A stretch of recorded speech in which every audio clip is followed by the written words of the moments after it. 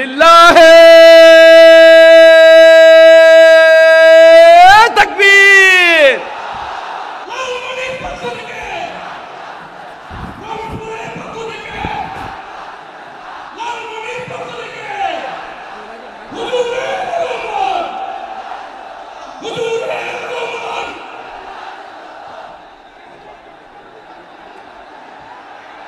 লালমনিরহাটের কারা দেখি, লালমনিরহাট।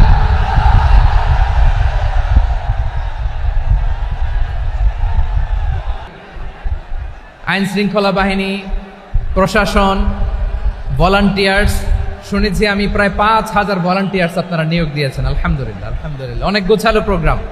আমার প্রাণ ঢালা ভালোবাসা জানবেন।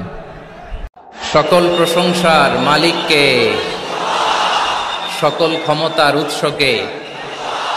কেউ যেটা পারে না পারে কে, কেউ যেটা দেখে না দেখে কে, কেউ যেটা দেয় না দেয় কে। সে আল্লাহ রাব্বুল ইজ্জা ওয়াল জালালের দরবারে আমরা শুকর গুজার হচ্ছি। আমরা সবাই আওয়াজ করে পড়ে নিচ্ছি কালিমাতুশ শুকর, আলহামদুলিল্লাহ। গলা ছেড়ে দিয়ে আওয়াজ করে, প্রিয় লালমনিরহাটের ভাইয়ের আওয়াজ করে সবাই পড়ুন, রব্বানা লাকাল হামদ হামদান কাসীরান তাইয়িবান মুবারাকান ফীহি ইয়া রাব্বি লাকাল হামদু কামা ইয়ানবাগি লিজালালি ওয়াজহিকা ওয়া আযীমি সুলতানিকা লাকাল হামদু বিল ঈমান লাকাল হামদু বিল ইসলাম লাকাল হামদু বিল কুরআন। প্রিয় ভাইরা, আমরা আর কাল বিলম্ব না করে মূল আলোচনায় চলে যেতে চাই। আজকে যে টপিকের উপর আমি কথা বলবো, টপিকটা হচ্ছে peaceful coexistence and communal harmony, শান্তিপূর্ণ সহাবস্থান এবং সাম্প্রদায়িক সম্প্রীতি। আমাদের বাংলাদেশে সাম্প্রদায়িক সম্প্রীতি আছে না নাই? আবহমান কাল থেকে আমরা মুসলিম, হিন্দু, বৌদ্ধ, খ্রিস্টান, পাহাড়ি, নৃগোষ্ঠী মিলেমিশে একাকার, আমরা সবাই মিলে বাংলাদেশ। আওয়াজ করে বলেন ঠিক কিনা? আমাদের পারস্পরিক সম্প্রীতি, ভালোবাসা, সৌহার্দ্যপূর্ণ আচরণ, বোঝাপড়া, এটা বেশ মজবুত, বেশ মজবুত। তবে মাঝে মাঝে আমাদের এই সম্প্রীতির ভেতরে অনেকে ফাটল ধরাতে চায়। আমরা যে সুখে আছি, শান্তিতে আছি, এটা অনেকের ভালো লাগে না, ঠিক কিনা বলেন? আমাদের মধ্যে সাম্প্রদায়িক সম্প্রীতি, সৌহার্দ্যপূর্ণ আচরণ, ভালোবাসা, এটা আবহমান কাল ধরে আছে। তার প্রমাণ, আমরা তাফসিরুল মাহফিলের আয়োজন করলে আমাদের হিন্দু ভাইরা ডিস্টার্ব করে না, ঠিক কিনা? এবং আমি যদি বলি হাত তোলেন, হিন্দু ধর্মের কারা কারা এসেছেন, কত শত কত হাজার যে হাত উঠবে, আপনি অবাক হয়ে যাবেন। আমি চাচ্ছি না হাত উঠাতে। খুলনাতে সর্বশেষ যে আমি প্রোগ্রাম করে গেলাম, সেখানে কয়েকশো হিন্দু ভাই আসছে আমাদের আলোচনা শুনতে, আলহামদুলিল্লাহ। অনেক বৌদ্ধরা আসে, অনেক খ্রিস্টানরা আসে। এবার সফরেও অনেক হিন্দু ভাইরা আমার সাথে দেখা করেছে। তারা বলেছে, হুজুর আমরা আপনার আলোচনা শুনি, আলহামদুলিল্লাহ বলেন। So it's our responsibility to present our religion to our non-Muslim brothers and sisters. আমাদের অমুসলিম ভাই বোনদের কাছে ইসলামের সৌন্দর্য তুলে ধরা, এটা আমাদের দায়িত্ব। We all are the ambassador of Islam. আমরা প্রত্যেকে দায়িত্বশীল, আমরা প্রত্যেকে এক একজন ইসলামের অ্যাম্বাসেডর, আলহামদুলিল্লাহ বলেন।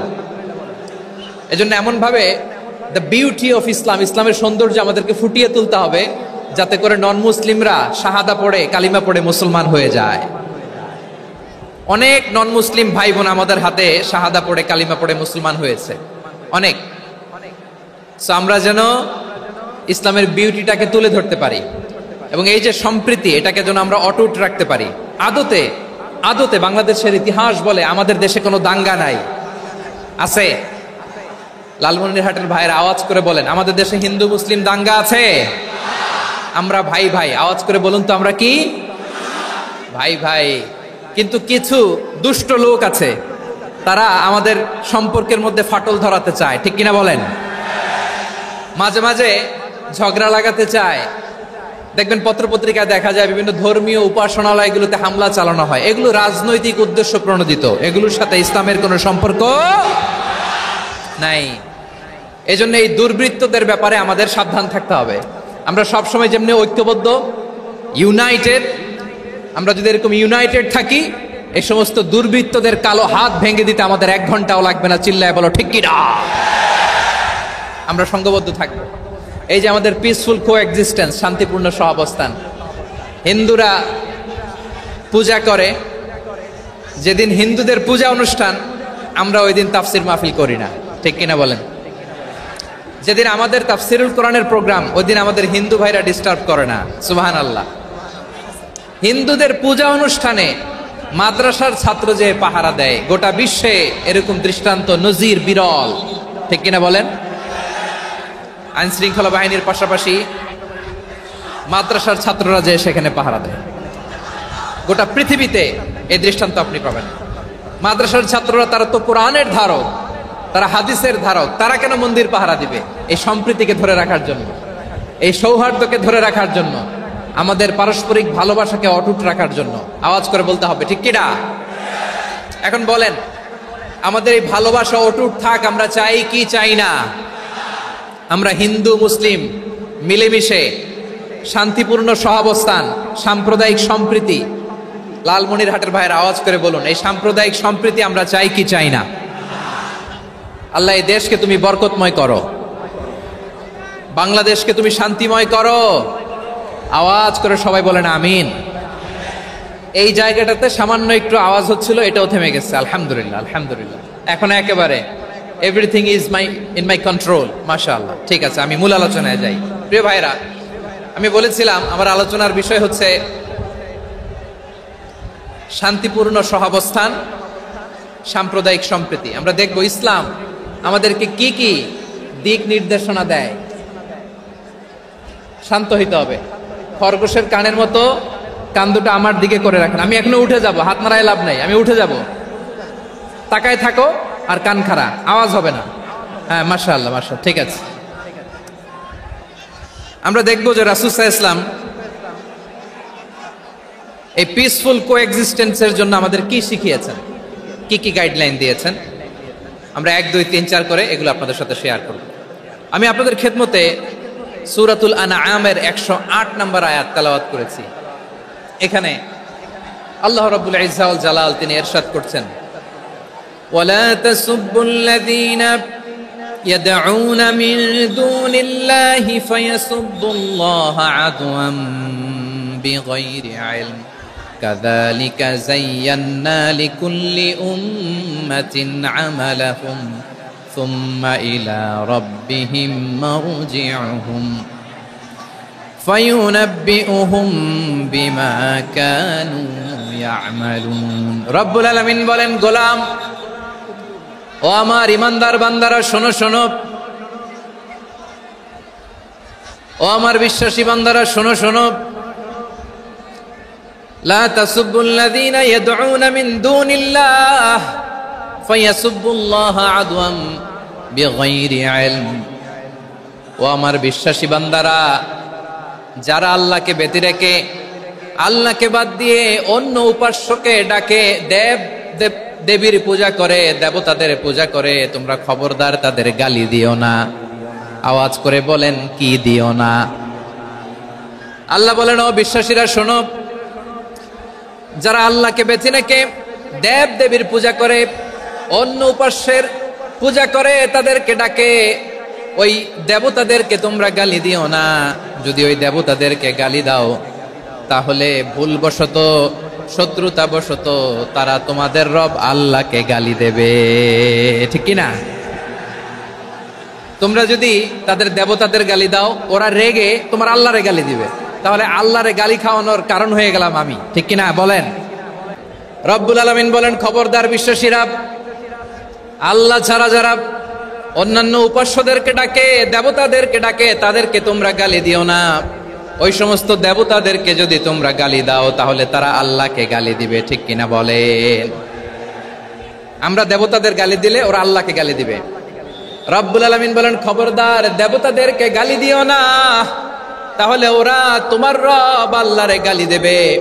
প্রতিটি জাতির জন্য তাদের কাজকে আমি আল্লাহ সুশোভিত করে রেখেছি, তারা সবাই একদিন আমার কাছেই ফিরে আসবে। এরপর আমি রব্বুল আলামিন তাদের আমলনামা তাদেরকে জানিয়ে দেব। সুবহানাল্লাহ পড়ে। প্রিয় ভাইয়েরা, আল্লাহ তাআলা বলেছেন খবরদার গালি দিও না। আদেশটা কার? আওয়াজ করে বলেন তো। হিন্দুদের দেবতা দেবদেবীদেরকে গালি দেওয়া যাবে না। আওয়াজ করে বলুন প্রিয় ভাইয়েরা, এই আদেশটা কার? এই আপনাদের গলার আওয়াজ। অন্য ধর্মের দেবতাদেরকে যে গালি দেওয়া যাবে না, এই আদেশটা কার? আরো জোরে বলুন কার? গালি দিবেন কোন দেবতাকে? দিবেন? যদি দেন তাহলে ওরা আল্লাহরে গালি দিবে, তাহলে আল্লাহরে গালি খাওয়াইলো কে? আপনি। ঠিক কিনা বলেন? আমি আল্লাহকে গালি খাওয়ানোর কারণ হলাম, কারণ আমি যদি গালি না দিতাম ওরা আমার রবকে গালি দিত না। আওয়াজ করে বলেন ঠিক কিনা? তাহলে প্রিয় ভাইয়েরা, ইসলাম আমাদেরকে শিখায়, সূরাতুল আনআমের 108 নম্বর আয়াত থেকে আমরা বুঝলাম কোন ধর্মকে ছোট করা যাবে না। অন্য ধর্মকে ছোট করা মানে ইসলামকে ছোট করা। অন্য ধর্মের দেবতাকে গালি দেওয়া মানে আল্লাহকে গালি খাওয়ানো। আওয়াজ করে বলেন ঠিক কিনা? খবরদার, এটা করা যাবে না। আর অন্য ধর্মের দেবতাকে যদি আপনি গালি দেন, ওরা ইসলাম থেকে দূরে সরে যাবে। যাও ইসলামের প্রতি আকৃষ্ট হয়েছিল আর কোনোদিন ইসলামের ধারে কাছে আসবে না। আওয়াজ করে বলেন ঠিক কিনা? এজন্য কখনো কোনোদিন অন্য ধর্মের দেবতাদেরকে গালি দেয়া যাবে না। অন্য ধর্মের কোন দেবতাদেরকে আমরা গালি দিব না, গালি দিব না, বরং ইসলামের beauty, the beauty of Islam, ইসলামের সৌন্দর্যকে আমরা তুলে ধরব। আমরা যদি বিশ্বনবী সাল্লাল্লাহু আলাইহি ওয়াসাল্লামের জীবনের দিকে তাকাই, তাহলে আমি দেখব বিষ্ণু ইসা ইসলাম মক্কাতে কিংবা মদিনাতে অন্য ধর্মের লোকদের সাথে খুব পিসফুলি লাইফ লিড করেছেন। হোক মুশরিক, হোক খ্রিস্টান, হোক ইহুদি, বিশ্বনবী সবার সাথে মিলেমিশে ছিলেন। আলহামদুলিল্লাহ বলেন। ইসলাম হচ্ছে পিসফুল রিলিজিয়ান। অন্য ধর্মের প্রতি সহনশীলতার সবক ইসলাম আমাদেরকে দেয়। কিন্তু প্রতিটি মুসলিমের এটা মনে রাখতে হবে, আল্লাহর কাছে পছন্দনীয় গ্রহণযোগ্য ধর্ম জীবনাদর্শ একটি, সেটা হচ্ছে ইসলাম। আওয়াজ করে বলেন সেটা কি? লালমনিরহাটের ভাইয়েরা আওয়াজ করে বলুন, আল্লাহর কাছে মনোনীত ধর্ম একটি, সেটা কি? এজন্য রব্বুল আলামিন বলেন, ইন্নাদ-দীনা ইনদাল্লাহিল ইসলাম, আল্লাহর কাছে মনোনীত গ্রহণযোগ্য অ্যাকসেপ্টেড ধর্ম মতাদর্শ একটা, সেটা হলো ইসলাম। ইসলাম ছাড়া অন্য কোন ধর্ম যদি কেউ তালাশ করে, তার ওই ধর্ম আল্লাহ গ্রহণ করবে না। ওমাইয়াবতাগি গায়রাল ইসলামি দীনান ফালাই ইউকবালা মিন ওয়া হুয়া ফিল আখিরাতি মিনাল খাসিরিন।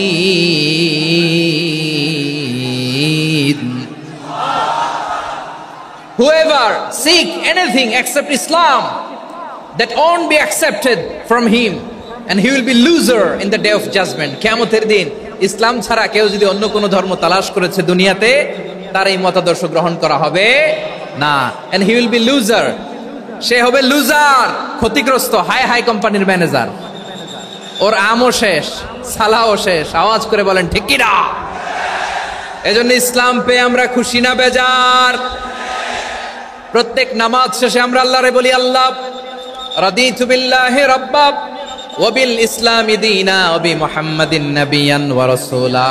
ও আল্লাহ, তোমারে রব হিসেবে পেয়ে আমরা খুশি। ও আল্লাহ, ইসলামকে ধর্ম হিসেবে পেয়ে আমরা খুশি। বিশ্বনবীকে আমাদের রাসূল পেয়ে আমরা খুশি। ঠিক কিনা বলেন? ইসলাম ছাড়া অন্য কোনো ধর্ম আমরা গ্রহণ করব না। ঠিক কিনা বলেন? আল্লাহর কাছে অ্যাকসেপ্টেড রিলিজিয়ান একটা, সেটা ইসলাম। তো বিশ্বনবী সাল্লাল্লাহু আলাইহি ওয়াসাল্লাম মক্কাতে কিংবা মদিনাতে খুব পিসফুলি এক্সিস্ট করেছেন, যে কোনো ধর্মের সাথে মিলেমিশে চলেছেন। তার প্রমাণ আমরা যদি রাসূল সাল্লাল্লাহু আলাইহি ওয়াসাল্লামের বায়োগ্রাফির দিকে তাকাই, তাহলে দেখব তিনি মুশরিকদের সাথে পিস ট্রিটি করেছেন, শান্তি চুক্তি, পিস ট্রিটি, পিস এগ্রিমেন্ট। আপনারা হুদাইবিয়ার সন্ধির নাম শুনেছেন? আমার লালমনিরহাটের কলিজার টুকরা ভাইয়েরা, হুদাইবিয়ার সন্ধির নাম আপনারা শোনেন নাই? 6ষ্ঠ হিজরিতে বিষ্ণু ঈসা ইসলাম মুশরিকদের সাথে এই ট্রিটি করেছেন, চুক্তি। কাদের সাথে? মুশরিকদের সাথে। আমরা তো মুসলমান বসতে পারি না। আমরা দুই মুসলিম ভাই একসাথে বসে চা খেতে পারি না, গল্প করতে পারি না। বিষ্ণু ইসলাম মুশরিকদের সাথে ট্রিটি করেছেন, হুদাইবিয়ার সন্ধি। এই সন্ধির আগে মক্কা থেকে কেউ মদিনায় যেতে পারে না, মদিনা থেকে কেউ মক্কায় যেতে পারে না। কিন্তু এই সন্ধির পরে ট্রাফিক স্বাভাবিক হয়ে গেল। মক্কার লোকেরা মদিনায় আসতে পারে, মদিনার লোকেরা মক্কায় আসতে পারে। এটাকে বলে সুলহে হুদাইবিয়া, the peace agreement of Hudaybiyyah, শান্তি চুক্তি। আমরা পৃথিবীতে এখন অনেক শান্তি চুক্তির নাম শুনি, এগুলো সব the piece treaty of Hudaibiya থেকে কপি করা। আল্লাহু আকবার। তাহলে বিশ্বনবী সাল্লাল্লাহু আলাইহি সাল্লাম তিনি যে শান্তিপূর্ণ সহাবস্থানে বিশ্বাসী ছিলেন, মুসলমানেরা যে অন্য ধর্মের প্রতি সহনশীল তার প্রমাণ হচ্ছে এই পিস ট্রিটি। শুধু তাই নয়, মাইকের সাউন্ডটা একটু বাড়াই দিতে হবে, খুব দুর্বল, একটু মজবুত করতে হবে, আর একটু ক্লিন করতে হবে, আর সবগুলা জায়গায় সাউন্ড যাচ্ছে কিনা একটু ক্রস চেক করতে হবে। হ্যাঁ, পাবেন পাবেন, দিচ্ছে mic operator, is trying his level best, দিচ্ছে। মাইক অপারেটর যিনি আছেন, প্রতিটি জায়গায় প্রতিটি সাউন্ড বক্সে যেন আওয়াজ পাওয়া যায়, একটু ক্রস চেক করেন, সাউন্ডটাকে একটু স্ট্রং করে দেন। হ্যাঁ, ঠিক আছে, মাশাআল্লাহ। এদিকে তাকান, এদিকে। মক্কার পার্ট গেল, পিস এগ্রিমেন্ট করলেন, শান্তি চুক্তি। বিষ্ণু ইসলাম মদিনায় যে কি করলেন? মদিনায় যে বিষ্ণু ইসলাম মদিনা চার্টার করলেন, মদিনা সনদ, সাহিফাতুল মদিনা, এটার বলে মদিনা চার্টার। যে ওয়েস্টে, ইউরোপে, আমেরিকাতে তারা অনেক চার্টার করে, এই সব চার্টার মদিনা চার্টার থেকে কপি করা। আওয়াজ করে পড়েন সুবহানাল্লাহ। বিষ্ণু ইসলাম মদিনায় গেলেন, মদিনাতে মুসলিম, মুশরিক, ইহুদি, এই তিন ধর্মের লোক মিলে সব স্টেক হোল্ডার যারা আছে সবাইকে নিয়ে বিষ্ণু ইসলাম মদিনা চার্টার করলেন, মদিনা সনদ। পড়েন সুবহানাল্লাহ। শুধু তাই নয়, মক্কাতে বিশ্বনবী পিস এগ্রিমেন্ট করলেন, শান্তি চুক্তি মুশরিকদের সাথে। মদিনাতে যে বিশ্বনবী মদিনা চার্টার করলেন, মদিনা সনদ করলেন ইহুদিদের সাথে। আবার মদিনাতে বিশ্বনবী ইহুদিদের সাথে পিস ডায়ালগ করলেন, ইন্টারফেথ ডায়ালগ করলেন, আন্তধর্মীয় সংলাপ করলেন। যেই সংলাপের মূল ভিত্তি ছিল তাওহীদ। মূল ভিত্তি ছিল কি? তাওহীদ। বিশ্বনবী ইহুদিদেরকে ডাকলেন, আহ্বান করলেন, কুল ইয়া আহলাল কিতাবি তাআলাউ ইলা কালিমাতিন সাওয়াইম বাইনানা ওয়া বাইনাকুম আল্লা না'বুদা ইল্লাল্লাহ ওয়া লা নুশরিকা বিহি শাইআন ওয়া লা ইয়াত্তাখিযা বা'দুনা বা'দান আরবাবাম মিন দুনিল্লাহ فإن تولوا فقولوا اشهدوا بأننا مسلمون। সুবহানাল্লাহ পড়েন। বিশ্বনবী মদিনার ইহুদিদের ডেকে বললেন, ও ইহুদিরা, শোনো শোনো, আসো এমন একটা আদর্শের প্রশ্নে আমরা একত্রিত হই, যে আদর্শের প্রচার তোমাদের নবীরাও করেছে, আমিও করি। যে আদর্শের কথা তোমাদের পবিত্র ধর্মগ্রন্থগুলোতে আছে, আমার কোরআনেও আছে, সেটা হলো তাওহীদ। আমরা এক আল্লাহ ছাড়া কারো ইবাদত করব না, আল্লাহর সাথে কাউরে শরীক করব না, আল্লাহ ছাড়া কাউরে রব মানব না। পড়েন সুবহানাল্লাহ। তাহলে আমার প্রিয় লালমনিরহাটের ভাইরা, মদিনাতে যে তিনি মদিনা চার্টার করলেন, মদিনা সনদ, পিস ডায়ালগ করলেন, শান্তির সংলাপ, ইন্টারফেথ ডায়ালগ করলেন, আন্তধর্মীয় সংলাপ, যার ভিত্তি ছিল তাওহীদ। সুবহানাল্লাহ পড়েন। তাহলে অন্য ধর্মের প্রতি সব সময় ইসলাম সহনশীল, টলারেন্স। যদি আপনি দেখতে চান ইসলামের নবী বিশ্ব নবীর দিকে তাকান, ঠিক কিনা বলেন? আমরা তো সংখ্যালঘুদের রাইটস প্রোটেক্ট করার জন্য কত আইন বানাই, কত বৈঠক করি, কত সংবাদ সম্মেলন করি। বিষ্ণু সাল্লাল্লাহু আলাইহি ওয়াসাল্লাম সংখ্যালঘুদের রাইটসের ব্যাপারে, অধিকারের ব্যাপারে যে কথা বলেছেন, শুনলে আপনি অবাক হয়ে যাবেন। বিশ্বনবী বলেন, আলা মান যালামা মুআহাদান আও ইনতাকাসাহু আও কাল্লাফাহু ফাওকা তাআতিহি আও কাল্লাফাহু ফাওকা তাকাতিহি আও আখাযা মিনহু শাইআন বিগাইরি তিবি নাফসিন ওয়া আনা হাজিজুহু ইয়াউমাল কিয়ামা। খবরদার, জেনে রাখো, কেউ যদি কোনো সংখ্যালঘুর উপরে অত্যাচার করে, কোন সংখ্যালঘুর প্রাপ্য থেকে যদি কেউ কাউকে ঠকায়, সংখ্যালঘুর উপর যদি কেউ কষ্ট দেয়, কোন সংখ্যালঘুর সম্পদ যদি কেউ জোর করে কেড়ে নেয়, আমি কিয়ামতের দিন বিশ্বনবী ওই সংখ্যালঘুর পক্ষে আর ওই মুসলমানদের বিপক্ষে বাদী হয়ে দাঁড়াবো। সুবহানাল্লাহ বলতে পারলেন না? আল্লাহু আকবার। আপনি নামাজি, আপনি মুসল্লি, আপনি হাজী সাহেব, তাহাজ্জুদ পড়তে পড়তে কপালে দাগ ফেলে দিছেন, আপনার প্রতিবেশী হিন্দু, ভাবছেন আমার তো পাওয়ার আছে, ওর জমিটা দখল করি।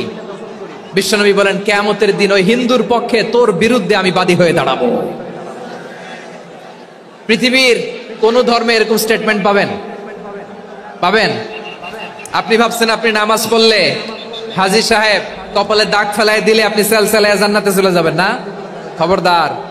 বিশ্বনবী বলেন কোন সংখ্যালঘুর উপর যদি কেউ আক্রমণ করে, তার প্রাপ্য তাকে না দিয়ে যদি তাকে ঠকায়, তার উপর জুলুম করে, তার সম্পদ যদি কেড়ে নেয়, আমি নবী, তুমি মুসলিম হইতে পারো, মুসল্লি হইতে পারো, তার পক্ষে তোমার বিপক্ষে আল্লাহর দরবারে বাদী হয়ে দাঁড়াবো। আচ্ছা লালমনিরহাটের ভাইরা, কথা বুঝতে পারলে আওয়াজ করে উত্তর দেন। বিশ্বনবী যদি কারো বিপক্ষে দাঁড়ায় কিয়ামতের দিন, আই রিপিট, আমি আবারও বলছি, বিশ্বনবী যদি কিয়ামতের দিন কারো বিপক্ষে দাঁড়ায়, ও তো সেলসেলায়া জান্নাতি, তাই না? জান্নাতি না?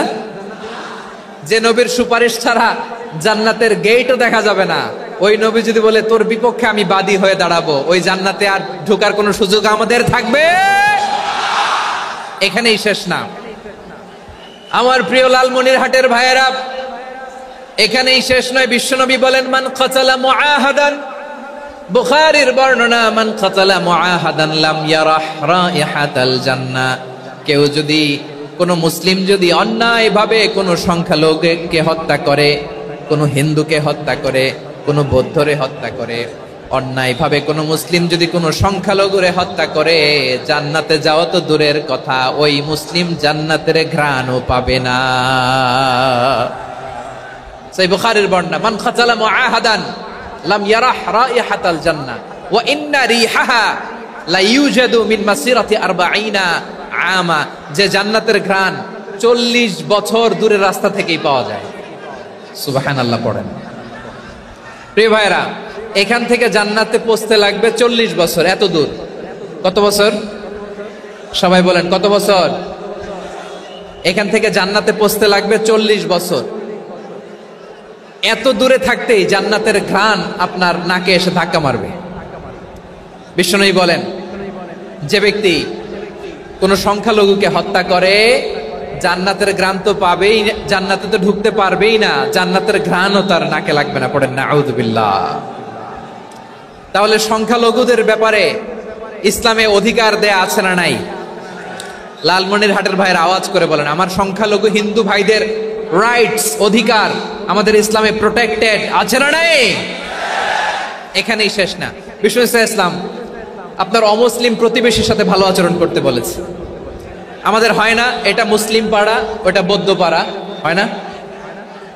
অনেক সময় হয় না এটা আমাদের মুসলিম পাড়া, ওইটা হিন্দু পাড়া, এরকম আছে না নাই? লালমনিরহাটে নাই না? আছে? হিন্দু যদি আপনার প্রতিবেশী হয় কি করবেন? ওরে কষ্ট দিবেন নাকি? কেন? ও তো হিন্দু, ও তো আমার আল্লাহরে ডাকে না, ওরে কষ্ট দিলে জায়েজ হবে না? খবরদার। বিষ্ণু ইসা ইসলাম বলেন মান কানা ইউমিনু বিল্লাহ ওয়াল ইয়াউমিল আখির ফালিউকরিম জারাহ। যে আল্লাহ বিশ্বাস করে আর আখিরাতে বিশ্বাস করে, সেজন্য প্রতিবেশীর সাথে ভালো আচরণ করে। সুবহানাল্লাহ। কলিজা জুড়ায় যায় না আমার নবীর কথাগুলো শুনলে? যে আল্লাহ বিশ্বাস করে, যে আখিরাতে বিশ্বাস করে, সেজন্য প্রতিবেশীর সাথে ভালো আচরণ করে। এখানে বলছে মুসলিম প্রতিবেশী, বলছে নামাজি প্রতিবেশী, বলছে আল্লাহওয়ালা প্রতিবেশী, বলছে না। প্রতিবেশী আস্তিক হোক নাস্তিক হোক, প্রতিবেশী মুমিন হোক মুশরিক হোক, প্রতিবেশী হইলেই তার সাথে ভালো আচরণের দরকার আছে না নাই? আমার প্রিয় লালমনিরহাটের ভাইয়েরা, বিষ্ণু ইসা ইসলাম ওনার ইহুদি প্রতিবেশীদের দেখাশোনা করতেন। আওয়াজ না শোনা যাক, আমারও তো দেখা যায়, আমারও তো দেখা যায়। তাকায় থাকেন, তাকায় থাকলে সওয়াব হবে। কোরআনের কথা যেখান থেকে হয় এদিকে তাকায় থাকলেই বরকত। তাকায় থাকেন। জি জি, মাইক, আমি তার মাইক ঠিক করতে আসি না এদিকে, এই মাইক ঠিক করব, ওই মাইক ঠিক করব, ওদিকে পাইলট বলবে হুজুর চলে আসেন। জি বসুন বসুন, মাশাআল্লাহ, হ্যাঁ খুব শান্ত, ঠিক আছে। পুলিশ ভাইরা না খেয়ে দিনরাত আপনারা যাতে সুশৃঙ্খল একটা প্রোগ্রাম উপহার পান এটাই চেষ্টা করতেছে, আপনাদেরকে কষ্ট দিতে আসে নাই, একটু একটু সহযোগিতা করেন। জি মাশাআল্লাহ, হ্যাঁ ঠিক আছে। আমার প্রিয় ভাইরা, প্রতিবেশী আস্তিক হোক নাস্তিক হোক, মুসলিম হোক হিন্দু হোক, তার সাথে ভালো আচরণ করতে হবে। বিষ্ণু ইসলাম ওনার ইহুদি প্রতিবেশীর বাসায় যেতেন। কোন প্রতিবেশী? ইহুদি। আওয়াজ করে বলেন, কোন প্রতিবেশী? ইহুদি। এক ইহুদি কিশোর বিষ্ণু ইসলামের খেদমত করতে, ইহুদি ছেলে আমার নবীর খেদমত করতো, তারা ছিল নবীর প্রতিবেশী। তো অনেক দিন হয় ইহুদি ছেলেটা আসে না, বিষ্ণুনবী খোঁজ দিলেন ঘটনা কি, একটা ইহুদি ছেলে না আমার খেদমতে আসতো, ছেলেটা কই? খোঁজ নিয়ে জানলেন ছেলেটা অসুস্থ। বিষ্ণু ইসলাম ওই ইহুদির বাড়িতে চলে গেলেন ওই ছেলেটাকে দেখা করার জন্য, ভিজিট করার জন্য। সুবহানাল্লাহ পড়বেন না? গেলেন, যে দেখে ইহুদি ছেলেটা মুমূর্ষ, জান জান যায় যায় ভাব, বিছানায় পড়ে আছে, তার বাবা দাঁড়ানো। বিশ্বনবী তার মাথার পাশে বসলেন, মাথায় হাত বুলিয়ে দিলেন, আর ছেলেটাকে বললেন আসলিম, হে ইহুদি ছেলে আসলিম, ইসলাম ধর্ম গ্রহণ করো। তো ছোট্ট ছেলে ভাবে আমরা ইহুদি, এখন ইসলাম ধর্ম গ্রহণ করলে আব্বা যদি বকা দেয়, ফানাযারা ইলা ওয়াজহি আবি, ছেলেটা তার বাবার চেহারার দিকে তাকালো, দেখি আব্বা কি কয়। আব্বা যদি বলে তাইলে ইসলাম ধর্ম গ্রহণ করবে। ইহুদি ছেলেটা তার বাবার দিকে যখন তাকালো, ওর বাবা বলে আতি আবুল কাসিম, আবুল কাসিম যা বলে তাই করো। আবুল কাসিম হচ্ছে বিষ্ণু ইসলামের একটা কুনিয়াত, উপনাম। আমার রাসূলের বড় ছেলের নাম ছিল কাসেম। যেমন দেখবেন আমাদের এলাকায় কারো ছেলের বড় ছেলের নাম যদি হয় আব্দুল্লাহ, এরা আব্দুল্লাহর বাপ বলে ডাকে। কারো বড় মেয়ের নাম যদি হয় ফাতেমা, এরা কি ডাকে? ফাতেমার বাপ বলে না? তো বিষ্ণু ইসলামের বড় ছেলের নাম ছিল কাসেম। ইহুদি বাবা বলল আতি আবুল কাসেম, আবুল কাসেম যা বলে তাই শোনো, মানে মোহাম্মদ যা বলে তাই শোনো। এই কথা শুনে ছেলে সাহস পাইছে, ছেলে আবার পড়তে আরম্ভ করলো আশহাদু আল্লাহ ইলাহা ইল্লাল্লাহ ওয়া আশহাদু আন্না মুহাম্মাদার রাসূলুল্লাহ, পড়েন আল্লাহু আকবার। বিশ্বনবীর আহ্বান শুনে ওই আহ্বানে সাড়া দিয়ে ইহুদি ছেলে শাহাদা পড়ে মুসলমান হয়ে গেল। তার হৃদয়টারে ঈমানের নূর দিয়ে আলোকিত করে দিল কে?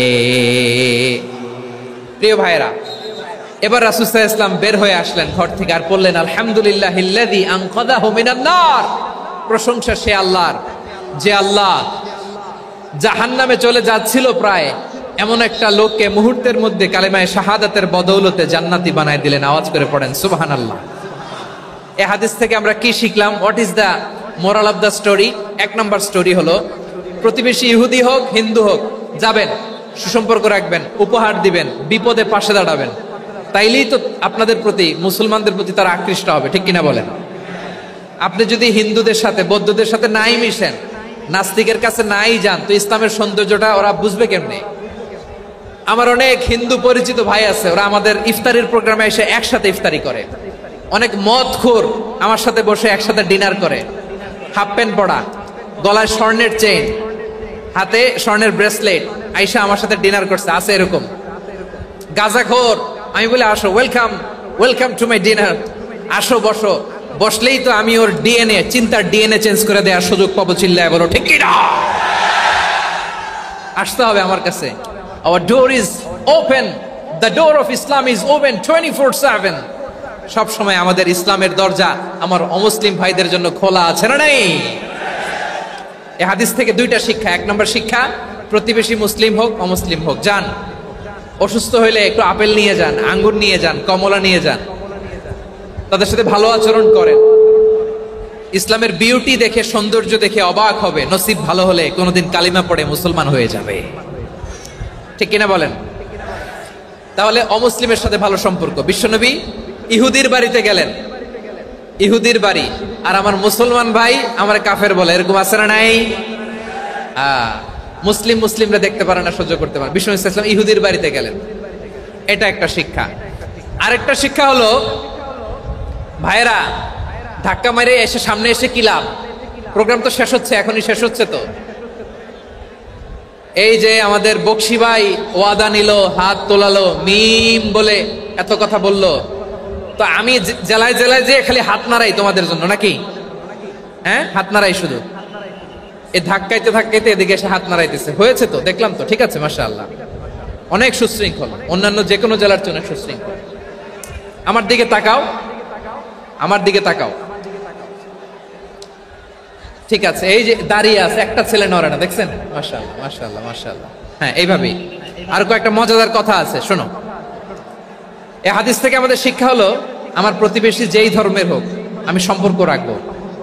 অসুস্থ হলে যাব, কি বলেন ভাইরা? যাবেন না? যাবেন না আপনারা? আচ্ছা, 2 নম্বর শিক্ষা হলো, বিষ্ণু ঈসা ইসলামের খাদেম ছিল ইহুদি, এতদিন খেদমত করলো, একদিনও বিশ্বনবী ওরা কালিমার দাওয়াত দেয় নাই। কারণ কি? বিশ্বনবী একটা ভালো সময়ের অপেক্ষা করতেছিলেন, প্রপার টাইমিং। দাঈর কাজ হচ্ছে দাঈ ইলাল্লাহ, সে হচ্ছে সুযোগ সন্ধানী। দাঈ সুযোগ খোঁজে, কখন দাওয়া দিলে ব্যাটে বলে হবে, ঝোপ বুঝে কোপ মারে, ঠিক কিনা বলেন? বিষ্ণু ঈসা ইসলাম ভালো সময়ের অপেক্ষা করতেছিলেন, দেখি ভালো সময় আসুক আসুক আসুক আসুক। আস্তে আস্তে এমন সময় আসছে, ছেলে এবার মুমূর্ষ। অসুস্থ ব্যক্তির হৃদয় অত্যন্ত নরম থাকে। হসপিটালে যখন কেউ যায় তার হৃদয়টা বড্ড নরম থাকে, মৃত্যুর ভয়ে তার অন্তরটা নরম থাকে, ঠিক কিনা বলেন?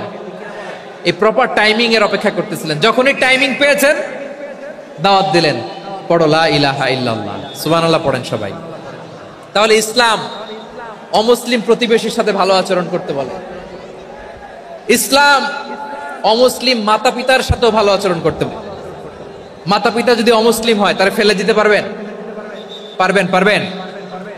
আমার লালমনিরহাটের ভাইয়েরা, অনেক হিন্দু ছেলে আমাদের হাতে শাহাদা পড়ে মুসলিম হয়, কিন্তু ওর মা মুসলমান হয় নাই, বাবাও হয় নাই, এরকম আছে না নাই? তো ও হয়েছে মুসলিম, মা বাপ হিন্দু, এখন মা বাপ কি বাদ? হ্যাঁ, মা বাপ বাদ দেয়া যাবে? যেই মা আপনারে 9 মাস 8 মাস পেটে ধারণ করলো, আপনার মায়ের নার ছেঁড়া ধন, আপনি ওই মারে বাদ দিতে পারবেন? যেই মায়ের বুকের তাজা দুধ খেয়ে আপনি আজকে বাড়ন্ত তাজা তরতাজা, ওই মারে বাদ দেয়া যাবে? মায়ের এক ধারে দুধের দাম, কাটিয়া গায়ের চাম, পাপোশ বানাইলেও ঋণের শোধ হবে না, এমন দরদি ভাবে কেউ হবে না আমার মাগো। মায়ের এক ধারে দুধের দাম, কাটিয়া গায়ের চাম, পাপোশ বানাইলেও ঋণের শোধ হবে না, এমন দরদি ভাবে কেউ হবে না আমার মাগো, ঠিক কিনা? মাকে তো বাদ দেয়া যায় না। وَقَضَى رَبُّكَ أَلَّا تَعْبُدُوا إِلَّا إِيَّاهُ وَبِالْوَالِدَيْنِ إِحْسَانًا। আল্লাহ বলে, অবধারিত 2টা ভার্ডিক্ট তোমাদের জন্য, এক আল্লাহর ইবাদত করবা আর মা বাবার প্রতি ইহসান করবা। আদেশটা কার? মা বাবার প্রতি ইহসান করতে হবে। আমার মা হিন্দু হোক, ভালো আচরণ করতে হবে, বৌদ্ধ হোক, ভালো আচরণ করতে হবে। আমার যে সমস্ত হিন্দু ভাইয়েরা মুসলিম হয়েছে, তোমাদের মা বাবা এখনো মুসলমান হয় নাই, তাদের সাথে ভালো আচরণ করতে হবে। আপনাদের খেদমত নিজে করতে হবে, অথবা খেদমতের ব্যবস্থা করাই দিতে হবে। মান্থলি যে খরচ লাগে এটা দিতে হবে। আরে তুমি এখন মুসলিম, তোমার মা বাবা হিন্দু, এখনই তো সুযোগ ইসলামের সৌন্দর্য দেখানোর। এখন মা বাবা যদি দেখে, আরে এটা হিন্দু থাকতে তো বদমাইশ ছিল, বেয়াদব ছিল, কি এমন ধর্ম সে গ্রহণ করলো যেটা গ্রহণের সাথে সাথে সে পাল্টে গেল? কি এমন ধর্ম সে গ্রহণ করেছে যেটা তার জীবনকে আলোকিত করে দিয়েছে? নসিব ভালো হইলে তারাও কালিমা পড়ে মুসলমান হয়ে যাবে। বিষ্ণু ঈসা ইসলামের স্ত্রীর নাম ছিল আয়েশা রাদিয়াল্লাহু তাআলা আনহা, আবু বকর রাদিয়াল্লাহু তাআলা আনহুর মেয়ে। আবু বকর রাদিয়াল্লাহু তাআলা আনহুর আরেক মেয়ের নাম হচ্ছে আসমা। কি নাম? দুজনই আবু বকর রাদিয়াল্লাহু তাআলা আনহুর মেয়ে, আসমা আর আয়েশা। নাম দুটা কেমন লাগে? আসমা নামটা কেমন লাগে? আয়েশা নামটা কেমন লাগে? সবার ভালো লাগে নাই? নাম দুটো আপনাদের ভালো লাগে? লালমনিরহাটে অনাগত যদি কন্যা সন্তান হয়, যদি মনে চায় আসমা রেখে দিতে পারবেন। যদি মনে চায় আয়েশা রেখে দিয়েন। দেশে বিদেশে এয়ারপোর্টে রাস্তাঘাটে শুধু বলে হুজুর একটা নাম দেন, আমার ছেলের একটা নাম দেন, মেয়ের একটা নাম দেন। তো আমার মনে আছে যশোরের 8 দিনের মাহফিলে আমি একটা দুইটা নাম দিয়েছিলাম। আজকে লালমনিরহাটের এই প্রোগ্রামে কন্যা সন্তান যদি হয় 2টা নাম দিলাম, আসমা কিংবা আয়েশা। ইনশাআল্লাহ পড়েন। 2জন বোন, এক মায়ের না, বাবা এক মা 2জন। আয়েশা রাদিয়াল্লাহু তাআলা আনহার মায়ের নাম উম্মে রুমান, আর আসমা রাদিয়াল্লাহু তাআলা আনহার মায়ের নাম কুতাইলা বিনতে আব্দুল উজ্জা। আবু বকর রাদিয়াল্লাহু তাআলা আনহু 4টা বিয়ে করেছিলেন। তো একই ঘটনা ঘটেছে এই ফ্যামিলিতে। আসমা ইসলাম ধর্ম গ্রহণ করে মুসলিমা, কিন্তু তার মা কুতাইলা মুশরিকা। আই রিপিট, বোঝার জন্য আমি আবারও বলি, আসমা রাদিয়াল্লাহু তাআলা আনহা মুসলিমা, আর আসমার মা কুতাইলা, আওয়াজ করে বুঝে থাকলে বলেন, আসমার মা মুশরিকা। তার মানে মেয়ে মুসলিম, মা অমুসলিম। ভেজাল আছে না নাই? কিন্তু কুতাইলা আর ধৈর্য ধারণ করতে পারে না। নার ছেড়া ধন, কলিজার টুকরা ধন, কলিজার টুকরা সন্তান। আসমারে দেখতে বড্ড মন চায়। সাইয়েদনা আসমা রাদিয়াল্লাহু তাআলা আনহা মক্কা থেকে হিজরত করে মদিনায় চলে গেলেন। হুদাইবিয়ার পর যখন মক্কা মদিনার ট্রাফিক স্বাভাবিক হলো, মক্কার লোক মদিনায় যায়, মদিনার লোক মক্কায় আসে। কুতাইলা কলিজার টুকরা সন্তান আসমারে দেখার জন্য কিছু উপহার নিয়ে বিশাল মরুপথ পাড়ি দিয়ে মক্কা থেকে মদিনায় যায়। সুবহানাল্লাহ বলেন। এখন মা আসছে মেয়ের সাথে দেখা করতে, মেয়ে তো আর দেখা দেয় না। মেয়ে ভাবছে আমার মা তো মুশরিকা, অপবিত্রা, তার সাথে কি দেখা দেয়া যাবে? বিশ্বনবীর দরবারে চলে গেলেন। সুবহানাল্লাহ বলেন। কি সৌভাগ্যবান ছিল তারা, মাসলা জানার দরকার হলেই নবীর দরবারে চলে যেত। ঘরে বউয়ের সাথে ঝগড়া হলে নবীর দরবারে চলে যেত। অনেক সাহাবী বলে আমার পেটে ক্ষুধা লাগলো আমি নবীর কাছে চলে যেতাম, কারণ নবীর চেহারার দিকে তাকালেই আমার পেটের ক্ষুধা মিটে যেত। সাইয়েদনা আসমা রাদিয়াল্লাহু তাআলা আনহা বিশ্বনবীর কাছে চলে গেলেন, যে বললেন ইয়া রাসূলুল্লাহ ইয়া হাবিবাল্লাহ ইন্না উম্মি কাদিমাতুন ইলাইয়া ওয়া হিয়া রাগিবা। আমার মা মক্কা থেকে অনেক দূর মরুর পথ পাড়ি দিয়ে উপহার সামগ্রী নিয়ে মদিনায় আমার সাথে দেখা করতে এসেছে গো নবী। আমার জানতে বড্ড ইচ্ছে হয় আমি আমার মুশরিকা মায়ের সাথে একটু দেখা করতে পারবো কিনা। আফা আসিলুহা, আগে যেমনি আমি আমার মায়ের সাথে ভালো আচরণ করতাম, যেমনি আমি আমার মায়ের সাথে সদাচরণ করতাম গো নবী, এখন আমি মুসলিমা মা মুশরিকা, এখনো কি আগের মতো সদাচরণ করতে পারবো নাকি? বিশ্বনবী বললেন নাম সিলিহা, হ্যাঁ রে আসমা, অবশ্যই অবশ্যই, আগে ঠিক যেমন তুমি তোমার মায়ের সাথে ভালো আচরণ করতে এখনো তেমনি আগের মতো ভালো আচরণ করবা। আওয়াজ করে পড়েন সুবহানাল্লাহ। কি ইসলাম আমরা পেয়েছি, কত ব্রড মাইন্ডেড আমাদের ইসলাম, কত ওপেন মাইন্ডেড ইসলাম, কত ওপেন আপ করতে পারে, চিন্তা করতে পারেন। বিষ্ণু বললেন হ্যাঁ অবশ্যই, নাম সুলিহা, আগে যেমনি ভালো আচরণ করছো আসমা এখন ওইরকমই করো, পারলে আরো বাড়াই করো। সুবহানাল্লাহ বলেন। তাহলে আমার যে হিন্দু ভাইয়েরা হিন্দু বোনেরা ইমানের বদৌলতে দৌলতে আপনি ধন্য হয়েছেন, আপনার আম্মা আব্বা এখনো মুসলমান হয় নাই, তাদের জন্য দোয়া করেন, তাদের জন্য দোয়া করেন, আল্লাহ যেন তাদেরকেও ইমানের দৌলত দান করে। আমরা সবাই পড়ি আমিন, আরো জোরে পড়েন আমিন। এখন বলেন ইসলাম কি ন্যারো মাইন্ডেড রিলিজিয়ান না ব্রড মাইন্ডেড?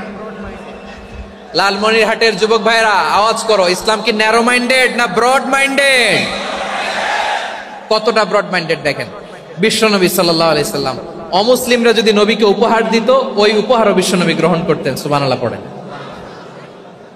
আপনার অমুসলিম বন্ধু যদি উপহার দেয় সেটাও আপনি নিতে পারবেন, যেটা নেওয়া জায়েজ। কিন্তু আপনার বন্ধু যদি আপনার মদের বোতল দেয়, নিতে পারবেন? হ্যাঁ, মদের বোতল দিলে পারবেন না। আপনার বন্ধু যদি আপনার পর্ক দেয়, পর্ক শুকরের গোশত মিশ্রিত কোনো খাবার, ওটা নিতে পারবেন না। হালাল যে কোনো জিনিস নিতে পারবেন। বিশ্বনবী সাল্লাল্লাহু আলাইহি ওয়াসাল্লাম অমুসলিমদের দেয়া হাদিয়া গ্রহণ করতেন। কেমন নবী ছিলেন, আমার নবীরে চিনে নেন, আমার নবীর অ্যাটিটিউড জেনে নেন। বিশ্বনবী সাল্লাল্লাহু আলাইহি ওয়াসাল্লাম যখন কোনো জনপদে যেতেন 3টা অপশন নিয়ে যেতেন। প্রিয় ভাইয়ের আওয়াজ করে বলতে হবে, কোন জনপদে গেলে আমার নবীর অপশন থাকতো কয়টা? আমার মতো 3 আঙ্গুল উঁচু করে দেখান আর বলুন আমার নবী কোন জনপদে গেলে কয়টা অপশন নিয়ে যেতেন? 1 নাম্বার অপশন আসলিম তাসলাম। নতুন এলাকায় গেলে বলতেন আসলিম তাসলাম, ইসলাম ধর্ম গ্রহণ করো, শান্তিতে থাকবা, আমার ভাই হয়ে যাবো, আমরা ভাই ভাই। ইসলাম মানো, আমরা ভাই ভাই। অপশন নাম্বার কত? 1। যদি বলে না ইসলাম মানবো না, ওকে, অপশন নাম্বার 2, মুসলিম হওয়ার দরকার নাই, লা ইকরাহা ফিদ্দিন, ইসলামে কোনো বাড়াবাড়ি নাই। খ্রিস্টান আছো থাকো, বৌদ্ধ আছো থাকো, ইহুদি থাকতে চাও থাকো, কিন্তু আমরা যেহেতু রিজিওনাল সুপার পাওয়ার, আমাদের আন্ডারে থাকো, ট্যাক্স দিয়া থাকো, এটার বলে জিজিয়া। আলেম যারা আছেন বুঝবেন এটার আরবিতে কি বলে, জিজিয়া। You pay us the tax, we will give you the security.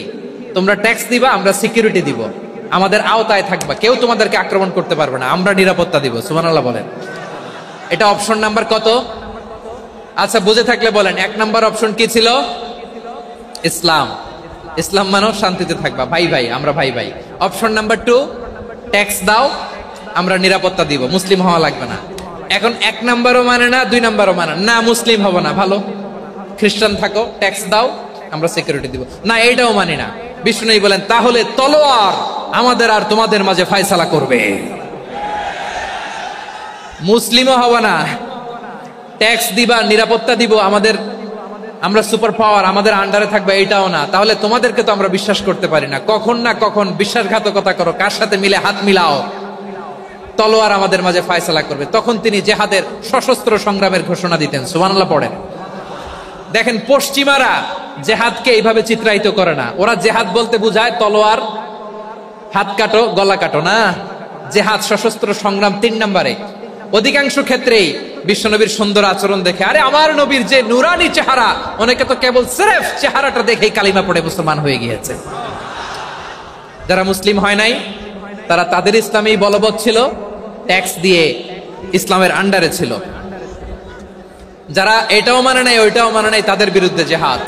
Vishnu ইসলাম 7ম হিজরিতে যখন খায়বার বিজয়ের পরে ইসলাম রিজিওনাল সুপার পাওয়ার হিসেবে আত্মপ্রকাশ করলো, বিশ্বনবী চিঠি লিখলেন অন্যান্য সুপার পাওয়ারের কাছে, রাষ্ট্রীয় চিঠি লেখে এক রাষ্ট্রপ্রধান আরেক রাষ্ট্রপ্রধানের কাছে, ঠিক কিনা বলেন? জানেন না আপনারা? এই যে 24-এর ছাত্র নাগরিক অভ্যুত্থানে, এই অভ্যুত্থান যখন শুরু হয়, আমি তখন সাউথ আফ্রিকাতে, একটা স্ট্যাটাস দিয়েছিলাম, কোটা নয় গোটা দেশ সংস্কার করা লাগবে। শুধু বাংলাদেশ নয়, সারা বিশ্বের বাংলা ভাষাভাষী লোকেরা এই আন্দোলনের সাথে সমর্থন তারা করেছে, এটাকে সাপোর্ট করেছে, তারা সমর্থন দিয়েছে। আমাদের ইউনাইটেড আরব আমিরাতের বাংলাদেশি ভাইয়েরা তারা সেখানে রাস্তায় নেমে এসেছিল, জানেন? ওইখানে ডেমনস্ট্রেশন করা যায় না, সেখানকার সরকার তাদেরকে যাবজ্জীবন দিয়েছিল। তখন আমাদের এই যে প্রধান উপদেষ্টা ডক্টর মোহাম্মদ ইউনূস সরাসরি G2G বলে, এটারে G2G, government to government, G2G, উনি চিঠি লিখলেন যে তাদেরকে, ইউর হাইনেস, হে সম্মানিত আমির, আপনি আমার এই চিঠির কারণে আমার সম্মানে এই 53 জন বাংলাদেশিকে মাফ করে দেন। এই চিঠির বদৌলতে বেকসুর খালাস পেয়ে গিয়েছিল আমাদের ভাইরা, জানেন না এই ঘটনা আপনারা? তাহলে গভর্নমেন্ট টু গভর্নমেন্ট চিঠি দেওয়া হয়। 7ম হিজরিতে বিষ্ণু ইসলাম সব সুপার পাওয়ারের কাছে চিঠি দিলেন, রোমান সম্রাটের কাছে, পারস্য অধিপতির কাছে, মিশরের অধিপতির কাছে, সবার কাছে চিঠি লিখলেন। চিঠির ভাষা ছিল এরকম, মিন মুহাম্মাদিন রাসূলিল্লাহ ইলা মুকাওকিস আযীমিল কিবত, মুহাম্মদ রাসূলুল্লাহর পক্ষ থেকে মিশরের বাদশার কাছে, আসলিম তাসলাম, ইসলাম মানো, শান্তিতে থাকবা, সালামুন আলা মান ইত্তাবাআল হুদা, শান্তি তার জন্য যে হেদায়েতের অনুসরণ করে। সুবহানাল্লাহ পড়েন। তো এই চিঠি অনেকে ভালোভাবে রিসিভ করেছে, অনেকে এই চিঠি পাওয়ার পরে নবীর কাছে আবার ইন রিটার্ন উপহার পাঠিয়েছে। কি পাঠিয়েছে? উপহার। মিশরের বাদশা মুকাওকিস তিনি বিশ্বনবীকে বিশাল এক উপহারের ডালি পাঠিয়েছেন। মিশরের বাদশা মুকাওকিস ছিলেন ধর্মে খ্রিস্টান। লালমনিরহাটের ভাইয়েরা আওয়াজ করে বলেন, মিশরের বাদশা ধর্মে কি ছিল? খ্রিস্টান। কি উপহার দিয়েছিল আমার নবীকে? শুনতে মনে চায়? আওয়াজ নাই লালমনিরহাটের গলায়। শুনতে মনে যায়? 1000 স্বর্ণ মুদ্রা, 1000 স্বর্ণ মুদ্রা। 2টা খ্রিস্টান দাসী, একজনের নাম মারিয়া বিনতে শামউন আল কিবতিয়া, আরেকজনের নাম সিরিন বিনতে শামউন আল কিবতিয়া। একজন খ্রিস্টান দাস 20 থান কাপড় জামা বানানোর জন্য, আমরা নবী যেন সেলাই করে জামা বানাতে পারে এজন্য 20 থান কাপড়, 20 থান ফাইন গার্মেন্ট, সুবহানাল্লাহ পড়বেন না? এরপরে একটা গাধা যেটার নাম ছিল উফাইর, আর একটা খচ্চর এটার নাম ছিল দুলদুল। খচ্চর চিনেন? গাধা আর ঘোড়ার ক্রসিং এ যে প্রাণীটা দুনিয়াতে আসে ওটার খচ্চর বলে। তো এই যে সুপার পাওয়ার খ্রিস্টান বাদশার কাছে নবী চিঠি লিখলেন, ওই খ্রিস্টান বাদশা আমার নবীকে উপহার দিল, বিশ্বনবী এই উপহারগুলো সানন্দে গ্রহণ করেছে। সুবহানাল্লাহ পড়বেন না? তাহলে অমুসলিম কেউ যদি আপনাকে উপহার দেয়, হালাল উপহার হলে আপনি গ্রহণ করতে পারবেন। অনুরূপভাবে পারস্যের বাদশা, রোম সম্রাট বিশ্বনবীকে উপহার পাঠিয়েছেন, আমার নবী সবগুলো উপহার গিফট গ্রহণ করেছেন। সুবহানাল্লাহ বলেন। তাহলে প্রিয় লালমনিরহাট, আওয়াজ করে বলুন, ইসলাম কি ন্যারো মাইন্ডেড রিলিজিয়ন না ব্রড মাইন্ডেড? আম্মাজান আয়েশার কাছে মাসালা জানতে চায় মেয়েরা, হে আম্মাজান, অগ্নি উপাসকেরা তাদের ঈদের দিন নওরোজের সময় আমাদেরকে পাখি দেয়, নেওয়া যাবে? উনি বললেন, ওরা জবাই করে দিলে নেওয়া যাবে না, কিন্তু ওরা যদি ফলমূল এরকম খাবার দেয় এগুলো নেওয়া যাবে। তার মানে অমুসলিমদের দেয়া উপহার এটা গ্রহণ করা যায়। সুবহানাল্লাহ বলেন। শুধু তাই নয়, বিষ্ণু ঈসা ইসলাম অমুসলিমদের সাথে আর্থিক লেনদেনও করেছেন, ফিনান্সিয়াল ডিলিং করেছেন। অমুসলিমদের সাথে প্রয়োজনে আপনি ফিনান্সিয়াল ডিলিং করতে পারবেন। আমরা প্রায় দেখি বাজারের মিষ্টির দোকানগুলো আমার হিন্দু ভাইদের। লালমনিরহাটে মিষ্টির দোকান, দইয়ের দোকান কারা চালায়? হিন্দুরা চালায় না? তারপরে যে বারবার শপ, চুল কাটে যে নাপিত, অধিকাংশ নাপিতের দোকানে কারা? আমার হিন্দু ভাইরা। তা আপনি চুল কাটতে পারবেন কিনা? পারবেন কিনা বলেন? পারবেন। তার দোকান থেকে দই মিষ্টি কিনতে পারবেন কিনা? হ্যাঁ, আমার মুসলিম ভাইয়ের দোকান থাকলে ওইটারে আমি বেশি প্রায়োরিটি দিব, ঠিক কিনা? কিন্তু যদি তাদের সার্ভিস নিতে চান, প্রোডাক্ট নিতে চান, পারবেন। তার দলিল সহিহ বুখারী, আম্মা জান আয়েশা রাদিয়াল্লাহু তাআলা আনহা বলেন, ইশতারা রাসূলুল্লাহ সাল্লাল্লাহু আলাইহি ওয়াসাল্লাম মিন ইয়াহুদিয়িন তুআমান ওয়া রাহানাহু দিরআহু মিন হাদিদ। রাসূল সাল্লাল্লাহু আলাইহি ওয়াসাল্লাম এক ইহুদির কাছ থেকে, কার কাছ থেকে? সবাই বলে নাই কার কাছ থেকে? আমার নবী, পেয়ারা নবী এক ইহুদির কাছ থেকে জব কিনেছিল, জব, বার্লি, যেটা দিয়ে রুটি বানায়। ওই জবের দাম দেওয়া টাকা পয়সা নবীর কাছে ছিল না, ফলে নবী ওনার একটা পোশাককে মর্গেজ রেখেছিলেন, মর্গেজ, বন্ধক, যে এখন এটার দাম দিতে পারবো না, কয়েক কেজি বার্লি নিয়ে যাই আর বন্ধক হিসেবে আমার জামাটা রেখে গেলাম, যেদিন দাম দিব ওই দিন জামাটা ছুটায় নিয়ে যাও। সুবহানাল্লাহ পড়বেন না? বাকিতে নিছিলেন, বাকিতে। দিরআহু মিন হাদিদ, লোহার তৈরি বর্ম, মানে যুদ্ধের পোশাক, লোহা দিয়ে বানানো।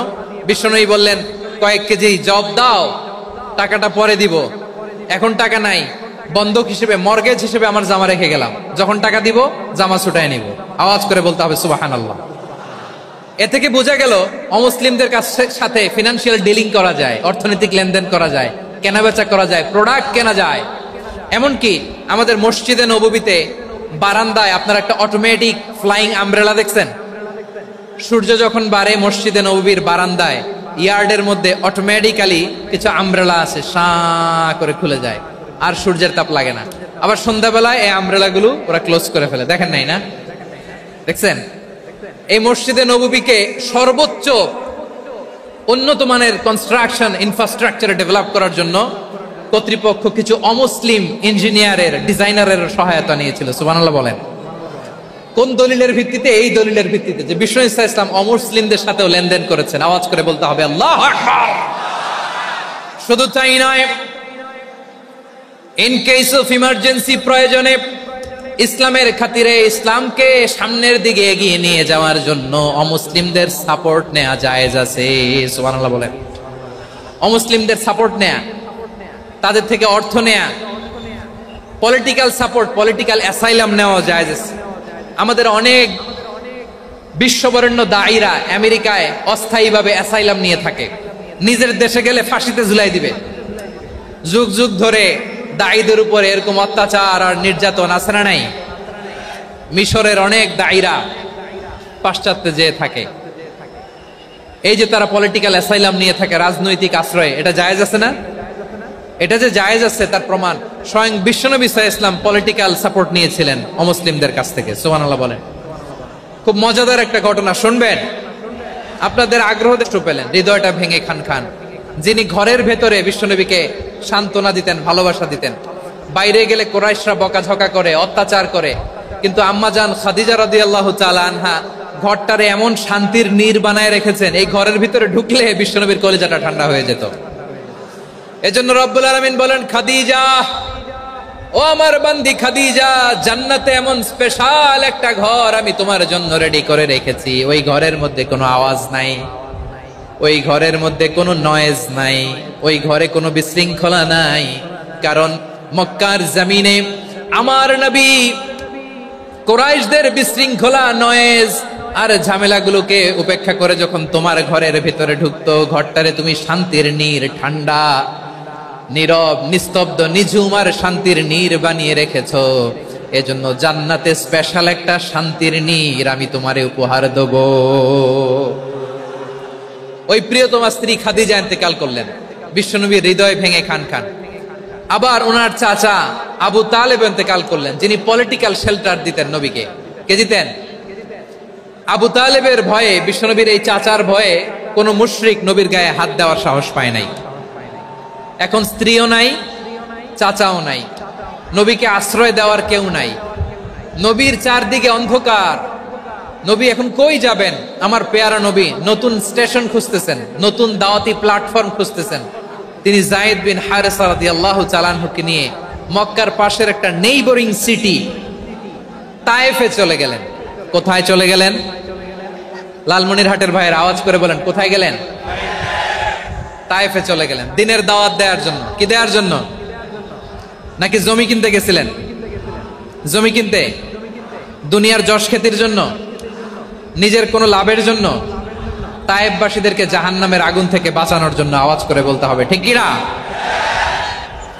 বিশ্বনবী বিশাল মরুপথ, পাহাড়ি পথ পাড়ি দিয়ে তায়েফের মরুজমিনে গেলেন কোরআনের দাওয়াত নিয়ে, ইমানের দাওয়াত নিয়ে। কিন্তু তায়েফের লোকেরা বিশ্বনবীর দাওয়াতকে শুধু প্রত্যাখ্যান করেই থামে নাই, তারা বিশ্বনবীর সাথে অত্যন্ত খারাপ আচরণ করেছে, বিশ্বনবীকে শারীরিকভাবে হেনস্থা করেছে, আমার নবীকে শারীরিকভাবে অত্যাচার করেছে, আমার পেয়ারা নবীর গায়ে পাথর মেরেছে, বিশ্বনবীর গা বেয়ে ঝরঝর করে রক্ত ঝরেছে, নবী জামিনের মধ্যে লুটিয়ে পড়েছেন, আবার মেরেছে, আবার নবী হাঁটতে শুরু করলেন, পেছন থেকে আবার মেরেছে, আবার নবী রক্তাক্ত হয়ে জামিনের মধ্যে লুটিয়ে পড়লেন, আবার মেরেছে। বিশ্বনবীর মতো এত সুশ্রী মানব, বিশ্বনবীর মতো এত শুভ্র মানব, বিশ্বনবীর মতো এমন চমৎকার দেহাবয়ব দিয়ে রব্বুল আলামিন কাউকে বানান নাই। এরকম চমৎকার মানুষটাকে তারা তায়েফের ওই জমিনে রক্তাক্ত করেছে। বিশ্বনবী দুনিয়ার কোনো স্বার্থের জন্য সেখানে যান নাই, নিজের কোনো লাভের জন্য, প্রাপ্তির জন্য যান নাই, তায়েফবাসীদের জাহান্নামের আগুন থেকে বাঁচাতে গিয়েছেন। ঠিক কিনা বলেন? খেয়ে না খেয়ে দিনী প্রচারের কাজে নিজেকে দিয়েছ বিলিয়ে, তায়েফের কাফিরেরা চিনল না সে আলো, দুষ্ট ছেলেদের পিছু দিল লেলিয়ে, পাথরের আঘাতে ক্ষত বিক্ষত হয়ে সারা শরীর থেকে রক্ত ঝরে। হে রাসূল তোমাকে ভুলি আমি কেমন করে, হে রাসূল তোমাকে ভুলি আমি কেমন করে। পারেন না আপনারা? ধরুন আমার সাথে, হাজার ব্যথা বেদনার পরে ফিরে আসনি তুমি আপন ঘরে, দিনের আলো তুমি ছড়িয়ে দিতে চলে গেলে মদিনায় মক্কা ছেড়ে। হে রাসূল তোমাকে ভুলি আমি কেমন করে, হে রাসূল তোমাকে ভুলি আমি কেমন করে।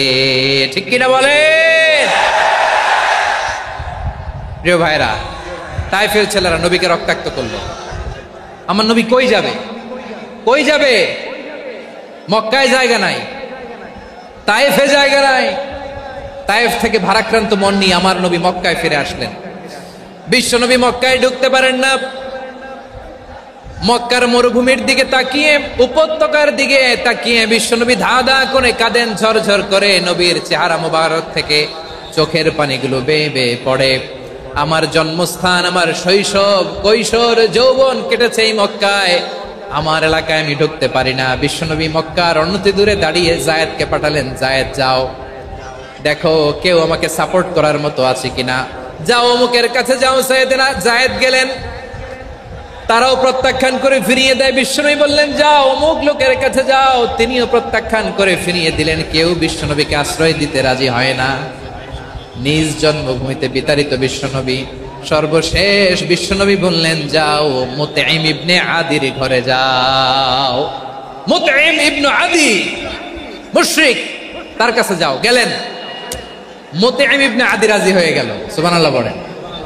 দেখেন, অনেক বিপদের সময়ও আমি নিজে সাক্ষী, সামাজিকভাবে রাজনৈতিকভাবে কত ঝঞ্ঝা, কত ষড়যন্ত্র, কত কনস্পাইরেসি পাড়ি দিয়ে আমাদেরকে সামনে এগিয়ে যেতে হয়। এই শত্রুদের ভেতরেও একজনকে দাঁড় করিয়ে দেয় যে আল্লাহর কোরআনের জন্য রেডি হয়ে যায়। পড়েন সুবহানাল্লাহ। মুতঈম ইবনে আদি, আল্লাহ তার মনকে নরম করে দিলেন। মুতঈম বলে, মুহাম্মদ আমি তোমাকে আশ্রয় দিব। তার দুই ছেলেকে পাঠালেন, যাও খোলা তলোয়ার নিয়ে, স্কট দিয়ে, গার্ড অফ অনার দিয়ে মুহাম্মদকে মক্কায় ঢুকাও আর বলো আমি আমান দেব। আমান কি দিব? আমান মানে সিকিউরিটি, নিরাপত্তা। সিকিউরিটি ছাড়া, আমান দেওয়া ছাড়া কেউ থাকতে পারতো না মক্কায়। দুই ছেলে বিষ্ণু ঈসা ইসলামকে নিয়ে আসলো। নবী কাবার চারদিকে তাওয়াফ করলেন, নামাজ পড়লেন। আবু জাহেল, উতবা, শাইবা, ওয়ালিদ ইবনে মুগীরা সবাই দেখে, কেউ কিছু করতে পারে না। কারণ মুতঈম ইবনে আদি ঘোষণা দিয়েছেন আমি মুহাম্মদকে আমান দিয়েছি, মুহাম্মদের গায়ে যেন কেউ স্পর্শ না করে। আওয়াজ করে পড়েন সুবহানাল্লাহ। নবীর এই বিপদ কালে মুহূর্তে মুতঈমের হৃদয়টারে নরম করে দিল কে? আচ্ছা লালমনির হাটের ভাইয়েরা বলেন, এই মুতঈম কি মুসলিম ছিল না মুশরিক? সবাই বলতে হবে মুসলিম না মুশরিক? তাহলে মুশরিকের কাছ থেকে নবী পলিটিক্যাল অ্যাসাইলাম, আধুনিক রাষ্ট্রবিজ্ঞানের ভাষায় পলিটিক্যাল অ্যাসাইলাম, যেটাকে বলে রাজনৈতিক আশ্রয়, উনার আমান বা নিরাপত্তার এই ঘোষণায় তিনি মক্কায় ঢুকলেন। যতদিন নিরাপত্তা ছিল ছিলেন। মুতঈম যখন মারা গেল, বিষ্ণু ঈসা ইসলাম হিজরত করে মদিনায় চলে গেলেন। সুবহানাল্লাহ। কিন্তু মুতঈম যে বিশ্বনবীর উপকার করছে এটা বিশ্বনবী ভুলে নাই। আমাদের অনেকে আছে উপকার করার পরে আর খেয়াল থাকে না, খাওয়ার পরে গলা দিয়ে নামলে আর খেয়াল থাকে না। এরকম আছে না নাই? আমার নবী ভুলে নাই। বদরের প্রান্তরে 70 জন কাফেরকে যখন বন্দী করে বিশ্বনবীর সামনে হাঁটু গেড়ে দাঁড় করানো হলো, বসানো হলো। 70 জন কাফের। কয়জন? বিশ্বনবী তাদের দিকে তাকিয়ে বললেন, সহিহ বুখারীর বর্ণনা, লাউ কানাল মুতঈম ইবনে আদি হাইয়ান সুম্মা কাল্লামানি হাউলাইন নাতনা লা তারাকতুহুম লাহু। বদরের প্রান্তরে 70 জন বন্দী কাফিরের দিকে তাকিয়ে আমার নবী বললেন, আজকে মুতঈম ইবনে আদি যদি বেঁচে থাকতো আর তোমাদের 70 জনের ব্যাপারে যদি মুতঈম এক বাক্যে একটা সুপারিশ করত, তার সম্মানে আজকে তোদের সবাইকে আমি মাফ করে দিতাম। সুবহানাল্লাহ নাই? ওই যে চিল্লাচিল্লি যে কথা বুঝে নাই, কোন জিনিস মিস করছে ওরা নিজেরাও বুঝে নাই। বিশ্বনবী মুতঈমের এই সাহায্যের কথা বলে নাই। 70 জন মুশরিক হাঁটু গেড়ে বসা, নবী চাইলে এখনই এক্সিকিউশন অর্ডার দিতে পারে। তিনি বললেন, আজকে যদি মুতঈম বেঁচে থাকতো আর মুতঈম যদি তোদের জন্য সুপারিশ করতে, এই আবর্জনাগুলোর ব্যাপারে সুপারিশ করতে, আমি মুহূর্তেই তোদেরকে এমনি মাফ করে দিতাম। এবার বলেন, ইসলাম কি ন্যারো মাইন্ডেড না ব্রড মাইন্ডেড? শুধু তাই নয়, যাকে যে সম্মান দেয়ার আমার নবী দিতেন, হোক আস্তিক হোক নাস্তিক, হোক মুসলিম হোক অমুসলিম। বিষ্ণু ঈসা ইসলাম যখন রোমান সম্রাটের কাছে চিঠি লিখেছেন, আমার প্রিয় লালমনির হাটের ভাইরা, অল্প কয়েক মিনিট কয়েকটা জরুরি কথা বলবো। এদিকে তাকান, এদিকে তাকান। রোমান সম্রাটের কাছে বিশ্বনবী যখন চিঠি লিখলেন মিন মুহাম্মদ রাসূলিল্লাহ ইলা হিরাকলা আযীমির রোম। মুহাম্মদের পক্ষ থেকে হিরাক্লিয়াসের কাছে, যিনি হচ্ছেন আযীমের রোম। এটা নবী নিজ থেকে বানায় লিখছেন অতিরিক্ত সম্মান দিয়ে। কোন রাষ্ট্রপ্রধান যখন আসে তাদেরকে আমরা কি বলি জানেন? তার নামের শেষে HE এটা লিখতে হয়, H.E. মানে হিজ এক্সেলেন্সি। কি লেখে? হিজ এক্সেলেন্টি, অথবা ইউর হাইনেস, ইউর ম্যাজেস্টি। দেখেন, বিশ্বনবী সাল্লাল্লাহু আলাইহি ওয়াসাল্লাম সব নবীদেরও নবী। তিনি একজন মুশরিক খ্রিস্টান সম্রাট, রোমান সম্রাটের কাছে চিঠি লিখতে যায়, লিখতেছে ইলা হিরাকলা আযীমের রোম, হিরাক্লিয়াসের কাছে আমার চিঠি, যিনি রোমের আযীম, হিজ হাইনেস, মানে রোমের অনেক সম্মানিত এক বাহাদুর। আওয়াজ করে বলেন সুবহানাল্লাহ। তার মানে যাকে যে সম্মান দেয়ার এটা বিশ্বনবী দিতেন। এমনকি যেই ইহুদিরা ভালো ছিল, এই ইহুদিদেরও প্রশংসা করেছেন বিশ্বনবী মুহাম্মদুর রাসূলুল্লাহ সাল্লাল্লাহু আলাইহি ওয়াসাল্লাম। এক ইহুদির প্রশংসা করেছেন বিশ্বনবী। ইহুদির কার? কার?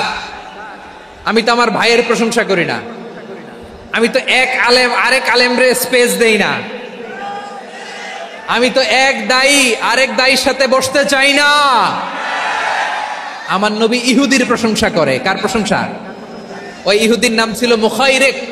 সিরাত গ্রন্থ ঘাটলে পাবেন। তিনি বলেছেন মুখাইরিক খাইরু ইয়াহুদ, Mukhayriq is the best of the Jews. জুইশদের মধ্যে সে সবচেয়ে ভালো। কেন প্রশংসা করলেন তার?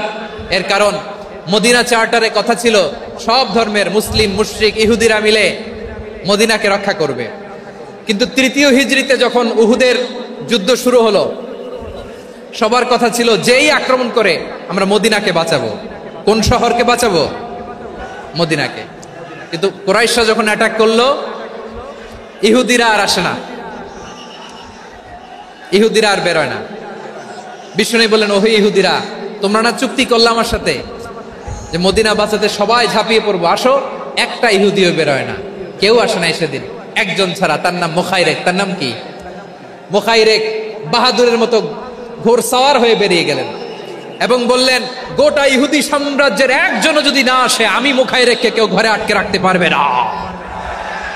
বেরিয়ে আসলেন, এসে বললেন, আমি মুহাম্মদের পক্ষে যুদ্ধ করব। আমি মারা গেলে আমার সম্পদ আমার উত্তরাধিকারীরা পাবে না, আমার সম্পদ তোমরা মুহাম্মদকে দিয়ে দিবা। সুবহানাল্লাহ বলেন। উহুদের ময়দানে 70 জন মুসলমান শহীদ হলো। এই ইহুদি, সেও মুসলমানের পক্ষে যুদ্ধ করে নিহত হলো। সুবহানাল্লাহ বলেন। মুসলিমদের লাশ যখন নিয়ে আসা হলো, এই মুখাইরিকের লাশও নিয়ে আসা হলো। মুসলিমদের লাশের পাশে মুখাইরিকের লাশ দেখে বিশ্বনবী মুখাইরিকের প্রতি অনেক খুশি হলেন। আর বিশ্বনবী খুশি হয়ে বললেন, মুখাইরিক খায়রু ইয়াহুদ, মুখাইরিক যদিও তুমি ইহুদি, তারপরেও তুমি সব ইহুদিদের মধ্যে সেরা ইহুদি। পড়েন সুবহানাল্লাহ। আমার নবী ইহুদিকেও সম্মান দিতে কার্পণ্য করে নাই। আওয়াজ করে বলেন আল্লাহু আকবার। প্রিয় ভাইরা, এবার সর্বশেষ আওয়াজ করে বলেন, ইসলাম কি ন্যারো মাইন্ডেড নাকি ব্রড মাইন্ডেড? সবাই বলেন, ন্যারো মাইন্ডেড না ব্রড মাইন্ডেড? এজন্য অমুসলিম হইলেই তারা আমাদের শত্রু নয়। শত্রু কারা? এই লালমনির হাটের ভাইয়েরা শোনেন, শত্রু কারা? যে সমস্ত অমুসলিম আমাদেরকে নিশ্চিহ্ন করে দিতে চায়, যে সমস্ত অমুসলিম আমাদের ভূখণ্ড থেকে আমাদেরকে তাড়িয়ে দিতে চায়, যে সমস্ত অমুসলিম আমার ধর্ম নিয়ে তুচ্ছতাচ্ছিল্য করে চিল্লায় বলেন ঠিক কিনা, তারা আমাদের শত্রু। সাধারণ অমুসলিমরা আমার শত্রু নয়। এই যে হিন্দুরা থাকে, এরা আমার ভাই, বৌদ্ধরা আমার ভাই, খ্রিস্টানরা আমার ভাই, ইহুদিরা আমার ভাই। তারা দিনই ভাই নয়, তারা মায়ের পেটের ভাই নয়, তারা মানবিক দিক থেকে ভাই। ও মানুষ, আমিও মানুষ। ইসলাম মানুষকে সম্মান করে, চিল্লায় বলো ঠিক কিনা। যারা আমাদের অস্তিত্বকে নিশ্চিহ্ন করতে চায়, যারা আমাদের ভূখণ্ডকে দখল করতে চায়, যারা আমাদেরকে নিয়ে মকারি করে, ফান করে, টিটকারি করে, আমার ধর্ম নিয়ে খেলা করে, তাচ্ছিল্য করে, ওদের বিরুদ্ধে আমাদের জিহাদ।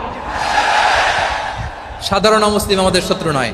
আপনি জানেন, নিউ ইয়র্কে, আমি তো নিউ ইয়র্কে ছিলাম অনেকদিন, ওখানে ফিলিস্তিনিদের পক্ষে যখন আমরা মিছিল করেছি, অনেক ইহুদি আমাদের সাথে মিছিলে দাঁড়িয়েছে। কারণ ওরাও জানে এই ভূখণ্ড ফিলিস্তিনিদের ভূখণ্ড। আওয়াজ করে বলো লালমনির হাট ঠিক কিনা। ইসরায়েলের রাজধানী খোদ তেল আবিবে অনেক ইহুদিরা বেঞ্জামিন নেতানিয়াহু তার বিরুদ্ধে মিছিল করেছে। তো তারা কি আমাদের শত্রু? না। অনেক খ্রিস্টান আমাদের সাথে আমাদের স্বার্থ রক্ষায় আমাদের পাশে দাঁড়িয়েছে। খেয়াল রাখবেন, হিন্দু আর হিন্দুত্ববাদ এক নয়, ইহুদি ধর্ম আর জায়নিজম এক নয়। জায়নিজমের বিরুদ্ধে আমাদের সংগ্রাম, আমাদের জেহাদ, চিল্লায় বলেন ঠিক কিনা? এই যে ফিলিস্তিনের ভাইয়েরা, তারা তাদের স্বাধীনতা সংগ্রামের জন্য লড়াই করছে, করে যাচ্ছে, আমরা এটাকে সমর্থন জানাই, চিল্লায় বলেন ঠিক কিনা? কাশ্মীরের ভাইয়েরা স্বাধীনতার জন্য সংগ্রাম করছে, আমরা সেই সংগ্রামকে সমর্থন জানাই, আওয়াজ করে বলো ঠিক কিনা? যারাই আমাদের ইসলামকে নিশ্চিহ্ন করতে চায় তাদের বিরুদ্ধে আমাদের সংগ্রাম, আওয়াজ করে বলতে হবে ঠিক কিনা? ওই সমস্ত দুর্বৃত্তদের সাথে আমাদের কোনো সম্পর্ক নাই। আমরা যদি ঐক্যবদ্ধ থাকতে পারি, ওই দুর্বৃত্তরা চান্স পাবে না। আমরা ঐক্যবদ্ধ থাকতে রাজি আছি। লালমনিরহাটের ভাইয়েরা, আমরা ঐক্যবদ্ধ থাকলে ওই দুর্বৃত্তদের কালো হাত ভেঙে দিতে আমাদের সময় লাগবে না। তাদের কালো হাত ভেঙে দিতে রাজি আছে মুসলমান? কারা কারা রাজি? দু হাত তুলে দেখাও।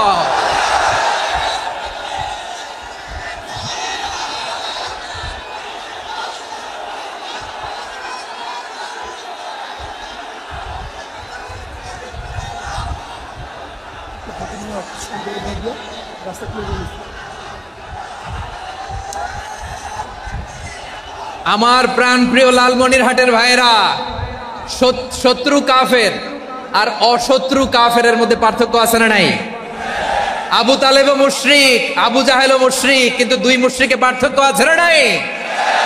আবু তালেব নবীর চাচা, মুশরিক, মারা গিয়েছে মুশরিক অবস্থায়, কিন্তু আজীবন আমার নবীকে আগলে রেখেছে, আমার নবীকে সাপোর্ট করেছে, ভালোবেসেছে। আবু জাহেলও মুশরিক, মারা গিয়েছেও মুশরিক হিসেবে, আজীবন আমার নবীর বিরুদ্ধাচারণ করেছে। আবু জাহেলের শক্তি, সামর্থ্য, স্ট্র্যাটেজি, প্ল্যান সব আমার নবীর বিরুদ্ধে ছিল। আবু জাহেলের কারণে একটা দিন শান্তিতে আমার নবী মক্কায় ঘুমাতে পারে নাই, চিল্লায় বলেন ঠিক কিনা? এজন্য রব্বুল আলামিন বলেন, লা ইয়ানহাকুমুল্লাহু আনিল্লাযীনা লাম ইউকাতিলুকুম ফিদ-দীনি ওয়া লাম ইখরিজুকুম মিন দিয়ারিকুম আন তাবাররুহুম ওয়া তুকসিতু ইলাইহিম ইন্নাল্লাহা ইউহিব্বুল মুকসিতিন।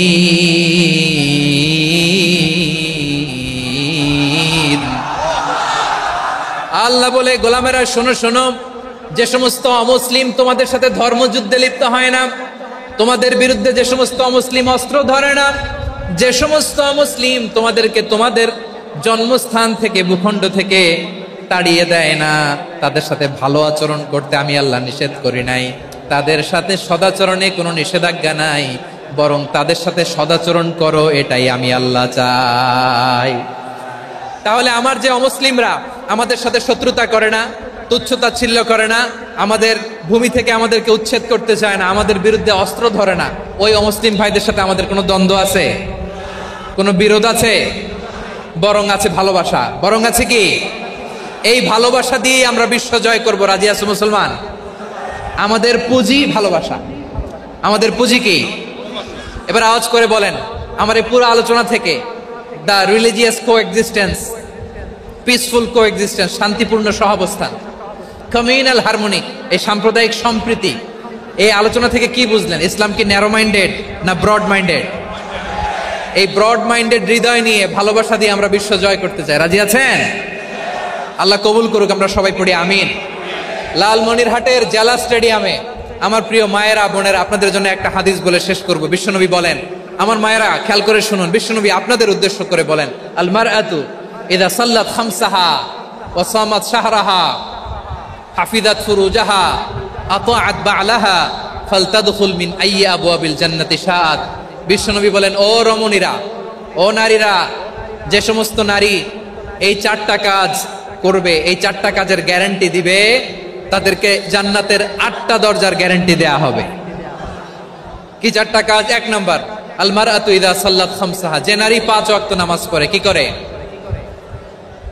জেলা স্টেডিয়ামে অবস্থানরত আমার নারীরা, বোনেরা, বিশ্বনবী আপনাদেরকে 4টা কাজের কথা বলেছেন, খুব বেশি না। 4টা করলে 8 জান্নাতের দরজা সব খোলা। কোনটা দিয়ে যাবেন? যেটা দিয়ে মনে চায়। 1 নাম্বার 5 ওয়াক্ত নামাজ।